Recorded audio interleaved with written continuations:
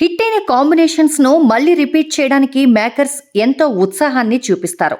అలా సెట్ అయిన crazy combo Nani Srikanth వదిల. వీరిద్దరూ కలిసి ఇప్పటికే దసరా వంటి సూపర్ హిట్ అందించారు. సుకుమార్ కాంపౌండ్ నుంచి వచ్చిన శ్రీకాంత్ వదిల దసరా సినిమాని తీర్చిదిద్దిన విధానానికి అందరూ ఫిదా అయ్యారు.